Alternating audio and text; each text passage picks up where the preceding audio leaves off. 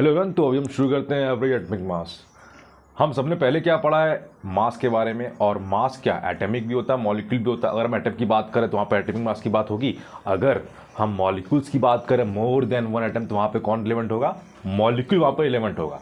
तो average atomic मास की बात तब होती है जब एक सैंपल हुआ, ठीक है, उस सैंपल में varieties different type of element के या तो एटम होंगे। माना मैंने ए बी सी, ठीक है, एक सैंपल लिया, उस सैंपल में वैराइटीज ऑफ क्या एलिमेंट एटम होंगे। तो ये पूरा सैंपल माना 100% कुछ बन रहा है, जिसमें से कुछ कंट्रीब्यूशन इसका होगा, कुछ इसका होगा, कुछ इसका होगा, तीनों का एग्रीगेट कितना होगा? 100% होगा, ठीक है। तो यहाँ पर एवरेज एटॉमिक मास रिलेवेंट में आता है, क्योंकि हम सब ने क्लास 10 में पढ़ा है कि जब भी रैंडम मतलब कहीं पे अगर वेटेज जो है रैंडम डिस्ट्रीब्यूटेड होता है, तो वहाँ पर पूरे ओवरऑल सैंपल का हमें एवरेज कैसे निकालते हैं? जो पूरा टोटल वेट होता है पर्टिकुलर जो असाइन किया होता है अपॉन जितना नंबर ऑफ ऑब्जर्वेशन होता है। तो यहाँ पर हम केमिस्ट्री पढ़ा, और केमिस्ट्री में ऑब्जर्वेशन नंबर में होगा, और नंबर में केमिस्ट्री में मोल्स भी आता है, और नंबर ऑफ एटम्स भी होता है, मॉलिक्यूल्स भी होता है। तो यहाँ तो हमारा कॉमन सेंस ट्रिगर कर गया कि नंबर ऑफ ऑब्जर्वेशन क्या होगा? नंबर ऑफ ऑब्जर्वेशन यहाँ पर या तो मोल पिक्चर में आएगा या तो मॉलिक्यूल्स पिक्चर में आएगा, ठीक है। चलिए, तो यहाँ पर हमने माना कि इस सैंपल में सारे एलिमेंट के एटम्स हैं, तो यहाँ पर कौन पिक्चर में आएगा? एवरेज एटॉमिक मास। तो एवरेज एटॉमिक मास हम कैसे निकालेंगे? एवरेज एटॉमिक मास, ठीक है, एवरेज एटॉमिक मास। तो यहां पर average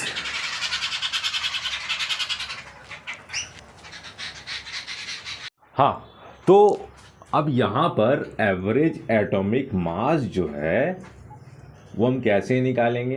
average atomic mass equals to क्या होगा? जितना सा टोटल मास है, ठीक है, टोटल मास। इस सैंपल में A B C different element के एटम्स है, तो इनका टोटल मास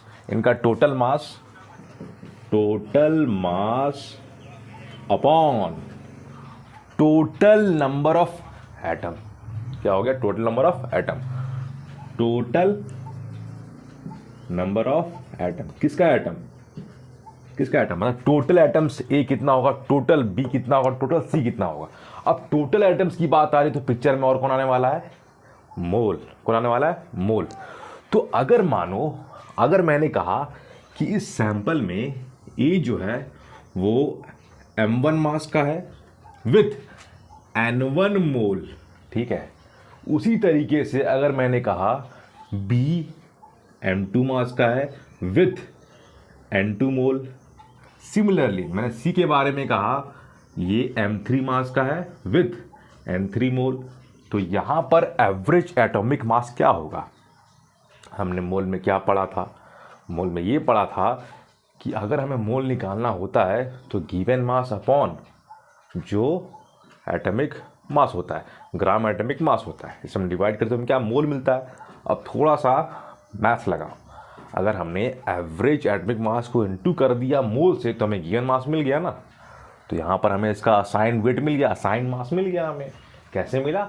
हमने मोल को इनटू कर दिया इसके ग्राम एटॉमिक मास से, तो हमें टोटल मास इसका ए का मिल गया, ठीक है ना। उसी तरीके से बी का मिल जाएगा, सी का मिल जाएगा। तो हम इसे कैसे लिख सकते हैं? Average atomic mass is equal to m1 into m1 into n1 plus m2 into n2 plus m3 into n3 और टोटल नंबर ऑफ एटम्स। तो 1 मोल, यानी कि 1 मोल कितना होता है? ग्राम एटम होता है ना। तो इसका जितना मोल होगा उतना एटम्स होगा, जितना मोल होगा उतना एटम्स होगा। तो ये कितना मोल है? n1 है, तो n1 में n1 एटम्स होगा ना। तो यहाँ पर n1 हो गया प्लस n2, प्लस N3, और ये सिग्निफाई कर रहा है टोटल नंबर ऑफ एटम्स, जो कि हम मैथमेटिक्स में क्या क्लोड कर सकते हैं, नंबर ऑफ ऑब्जर्वेशन। तो ये रहा एवरेज एटॉमिक मास, ठीक है। तो ये हमने निकाला एवरेज एटॉमिक मास, इसमें एक सैंपल में 3 कैटेगरी के एलिमेंट के एटम्स थे। अब हम बात करते हैं एवरेज मॉलिक्यूलर मास की। चलिए, तो हमने फॉर्मूला देख लिया एवरेज एटॉमिक मास का, ठीक है। अब बात करते हैं, अगर मैंने लिखा एवरेज एटॉमिक मास, तो सैंपल में क्या होगा, N1 mole with M1 molecular mass into N2 with M2 molecular mass plus N3 mole M3 molecular mass upon N1 plus N2 plus N3। पक्की बात, पक्की बात, ठीक है। इसे अगर हमने इंडिविजुअली अलग किया, ठीक है, अगर हमने इसे इंडिविजुअली अलग किया तो हम इसे कुछ ऐसे लिख सकते हैं क्या, N1 M1 upon N1 plus N2 plus N3 plus N2 M2 upon N1 plus N2 plus N3 plus N3 M3 upon N1 plus N2 plus N3। अब ध्यान से, ये जो N1 है, ठीक है, ये जो N1 है, अगर मैं बोलता हूँ कि ये पोर्शन को मैं ध्यान से अगर देखूँ तो ये क्या है, ये N1% है, ठीक है। उसी तरीके से अगर मैं इसे ध्यान से देखता हूँ तो ये क्या है, N2% है। उसी तरीके से मैं अगर इसे ध्यान से देखता हूँ तो ये क्या है, N3% है। क्योंकि सैंपल ए जो है उसका मोल का जो पार्ट है, ठीक है, टोटल मोल में वही तो है ना, उसका परसेंट ये डेसिमल में आएगा और कॉरस्पॉन्डिंग क्या, परसेंटेज आएगा। हम जानते हैं कि डेसिमल, परसेंटेज, फ्रैक्शन तीनों एक ही थाली के हैं। जहाँ डेसिमल उसे हम फ्रैक्शन में काउंट कर सकते हैं, जो फ्रैक्शन मिल गया उसे हम परसेंटेज निकाल सकते हैं। तो उसी तरीके सिंपल मैथमेटिक्स में यहाँ पर N1% हो गया, तो N1% of M1 plus N2% of M2 plus N3% of M3। तो यहाँ पर हमें क्या मिला, यहाँ पर हमें मिल गया एवरेज एटॉमिक मास, ठीक है। तो अगर हमें निकालना हो एवरेज एटॉमिक मास, तो क्या करने वाले हैं हम, नंबर ऑफ मोल जो ए सैंपल, जो M1 मॉलिक्यूलर मास का सैंपल है, ठीक है, उतना प्लस M2 प्लस M3, ठीक है। इसे हम क्वेश्चन के माध्यम से समझने की कोशिश करते हैं। चलिए, तो ये क्वेश्चन के थ्रू ही समझने की कोशिश करते हैं, ठीक है। माना कि मैंने एक सैंपल लिया, और वो सैंपल लिया मैंने आइसोटोप का, जिसमें से हम जानते हैं कि आइसोटोप 2 होता है, किसका, क्लोरीन का, 37, ठीक है, 17, क्लोरीन 17, 35। और ये बता दिया कि इस सैंपल में, इस क्लोरीन के आइसोटोप सैंपल में जो क्लोरीन 37 है ये 25% बाई मोल है, 25% बाई मोल है। यानी कि इस पूरे सैंपल में, ये एक सैंपल मैंने लिया जिसमें क्लोरीन का आइसोटोप्स है, एक क्लोरीन 37 और एक क्लोरीन 35 है, जिसमें से क्लोरीन 37 का कंट्रीब्यूशन कितना है, 25%। तो अगर ये पूरा 100% सैंपल है तो ये 25, तो ये कितना हुआ, 75%। तो ये कितना हो गया, 75%। तो अगर ये 75% हुआ और हमें बताना है एवरेज एटॉमिक मास किसका, क्लोरीन का, तो हम क्या करेंगे, यहाँ पर जो मास है, मास तो यहाँ पे दे रखा है, कितना दिया है यहाँ पर मास, यहाँ पर मास कितना है, 37 है, और यहाँ मास कितना, 35 है। तो अगर हम फॉर्मूला से चले जो हमने ड्राइव किया था पहले, वो क्या था, वो था N1, यहाँ पर 2 है, तो इसीलिए N1 M1 plus N2 M2 upon N1 plus N2। ये हमने फॉर्मूला ड्राइव किया था, जहाँ पर M1 क्या था, molecular mass with N1 moles, ठीक है, M2 क्या था, मॉलिक्यूलर मास विथ N2 क्या, मोल्स। तो अगर हम ध्यान से देखें तो यहाँ पर हम इसे अलग कर सकते हैं, N1 upon N1 plus N2 into M1 plus, इसे भी हम अलग कर सकते हैं N2 upon N1 plus N2 into M2। और तुम ही तो हो परसेंट,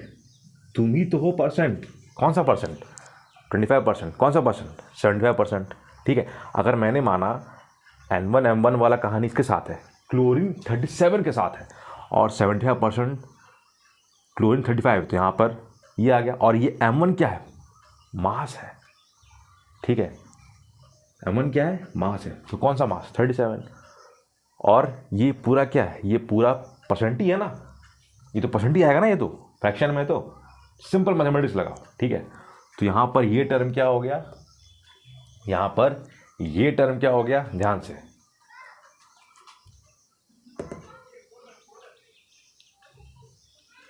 मैं बोल रहा हूँ 25%, ठीक है, ध्यान से। तो 25/100 इंटू 37 प्लस 35 इंटू 75, ठीक है, अपॉन 100, है ना। इसे अगर हम सिंप्लीफाई करेंगे तो क्या होगा? इसे अगर हमने सिंप्लीफाई किया तो हमें हमारा आंसर मिलेगा 35.5। देख लो करके, ठीक है ना। ये आ जाएगा 35.5, ठीक है। N1 क्या था? 22% 25% दिया हुआ मोल है, और 1 क्या? टोटल मोल कितना हो जाएगा? 25 + 35, ठीक है। अगर हमने पूरा कितना माना? पूरा का 100 माना, तो है ना। तो यहाँ पर ये हुआ, ठीक है। चलिए आगे बढ़ते हैं, एक और क्वेश्चन करते हैं। तो वो तो हमने देख लिया परसेंटेज में, ठीक है। अगर फ्रैक्शन में दिया होता तब क्या करते हैं? तभी वही काम करते हैं। माना कि एक सैंपल है, इस सैंपल में क्लोरीन 37, 17, क्लोरीन 35 और 17, बोल दिया कि ये 0.25 है और 0.75 है। बाईमोल यानी कि इतना बाईमोल कौन है? 35, और इतना बाईमोल कौन है? 0.75। तो यहाँ पर एवरेज एटॉमिक मास जो निकलेगा वो क्या होगा? बड़े ध्यान से, M1 upon N1 plus N2 plus N2 M2 upon N1 plus N2। तो यहाँ पर ये तो फ्रैक्शन दे रखा है, कितना है? 0.25 है ना। और ये M1 कितना है? 37 into 37 upon N1 plus N2, तो 0.25 प्लस 0.75, ये कितना हो गया? ये हो गया 1 प्लस N2 कौन? 0.75 इंटू M2 कौन? 35 और N1 प्लस N2 क्या हो गया? 0.25 प्लस 0.75, कितना हो गया? 1 हो गया। इसे आप सिंप्लीफाई करोगे तो आपको 35.5 इसमें भी मिलने वाला है, ठीक है। तो ये रहा। कुछ और क्वेश्चंस देखते हैं, एक और क्वेश्चन देखते हैं, ठीक है। चलिए, यहाँ पर x 290%, सेकेंड में x 2018%, थर्ड में 2022%, 90%, 8%, 2%। तो 90% वाले का जो मास है वो कितना है? वो यहाँ पर है 200। 8% वाले का मास कितना है? 201। 2% वाले का मास कितना है? 202। तो हमें क्या निकालना है? एवरेज एटॉमिक मास निकालना है। तो हम इसके लिए क्या करने वाले हैं? इसके लिए हाँ, पूरा सैंपल का ऑब्जर्वेशन कितना? 90 + 8 प्लस क्या? 2, 100 हो गया। टोटल ऑब्जर्वेशन कितना? 100 हो गया। तो यहाँ पर 200 into 90 upon 100 plus 201 into 8 upon 100 plus 202 into 2 upon 100, ठीक है। अब इसे और अगर आपने सिंप्लीफाई किया तो कितना आएगा आंसर? आप इसे अगर सिंप्लीफाई करोगे ना तो इसका अप्रॉक्स आंसर 200 के आसपास आएगा, ठीक है। ये पूरा टर्म जो है ये 200 के पास आने वाला है, ठीक है। तो ये पहला क्वेश्चन रहा। दूसरा क्वेश्चन देखते हैं।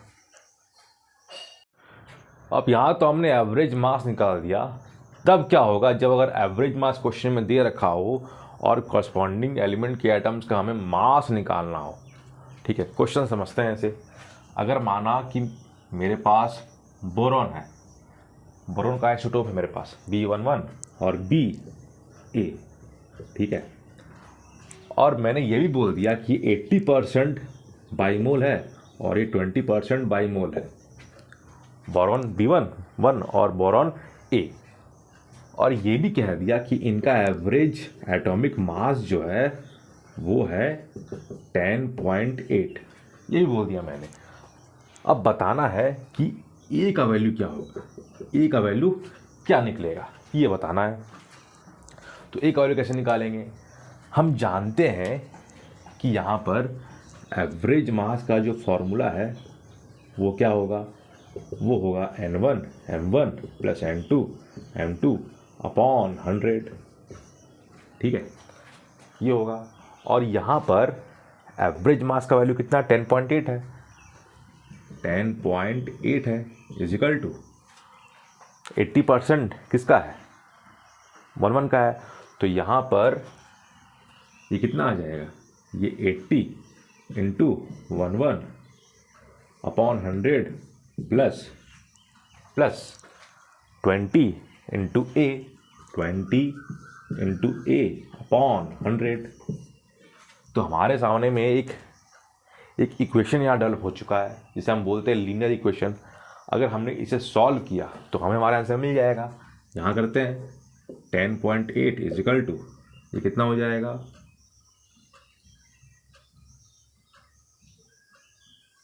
0.80 इंटू 11 प्लस 20,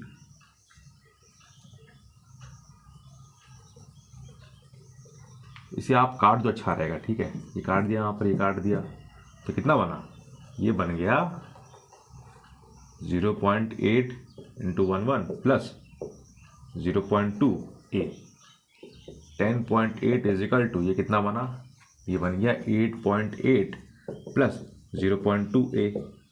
अब यहाँ पर हम इसे यहाँ लाते हैं तो कितना बन जाएगा, 10.8 माइनस 8.8 इजिकल टू 0.2 ए, ठीक है।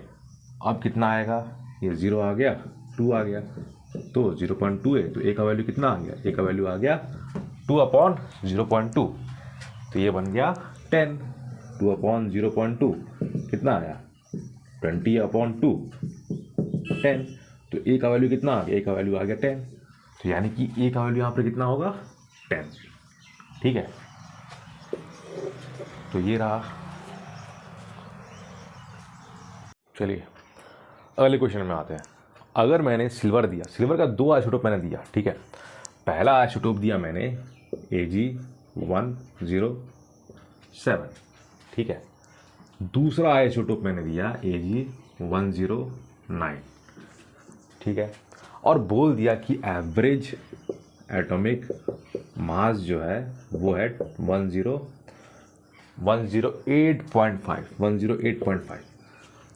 आप मुझे बताओ इंडिविजुअली हर एक आइसोटोप जो है कितना परसेंट बाई मोल रहा होगा, यानी कि बाई मोल ये कितना रहा होगा, बाई मोल ये कितना रहा होगा, इसे फाइंड करना है, ठीक है। इसे फाइंड करना है, सिंपल मैथमेटिक्स है, सिंपल सा मैथमेटिक्स है, ठीक है। तो अगर हमें ये पता करना है कि ये कितना मोल है और ये कितना मोल रहा होगा बाई परसेंट, तो इसके लिए हम क्या करेंगे, पहले तो कुछ मान लेंगे।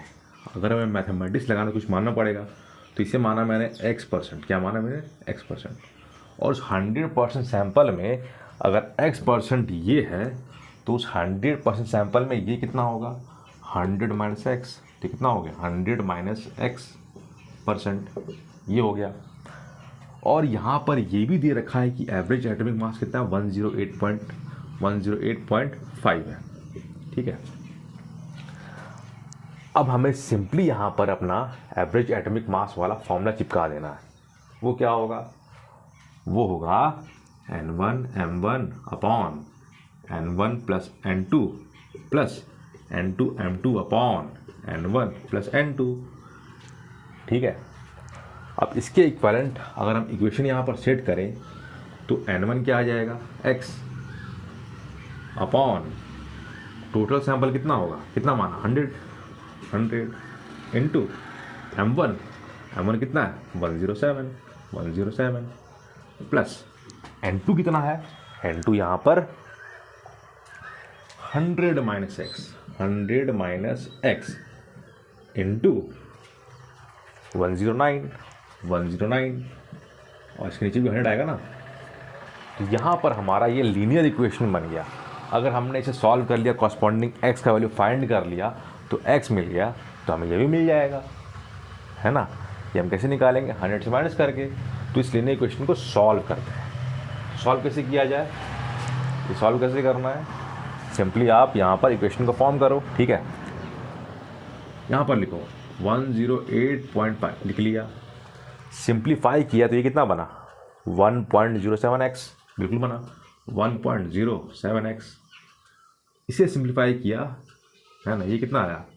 ये अगर यहाँ पर आता है तो कितना बनेगा? ये कट जाएगा यहाँ पे, तो ये आपका आ जाएगा 109 माइनस ये कितना आएगा? वहाँ से किया, ठीक है। नहीं, ये तो अगर आप इसे यहाँ शिफ्ट करोगे ये कट जाएगा, ठीक है। अरे हाँ यार, 109 ना, माइनस फिर ये यहाँ पर आया माइनस 1.09x, यही आया, ठीक है। अब ये सॉल्व करते हैं। तो इसे सॉल्व कैसे किया जाए? 108.5 माइनस यहाँ शिफ्ट कर दिया 109 is equal to 1.07x minus 1.09x, ये हो गया।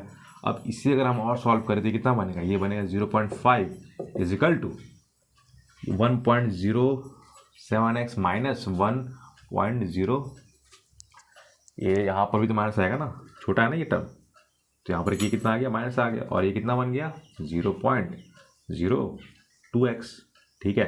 तो 0.5 इज इक्वल टू 0.02x, तो x कितना हो गया?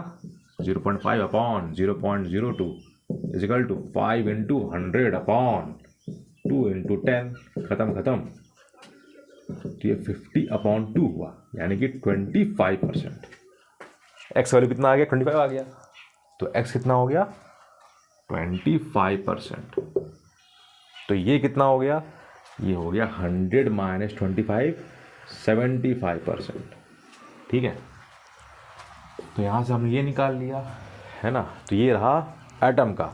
इसी तरीके से मॉलिक्यूल की बात भी होगी।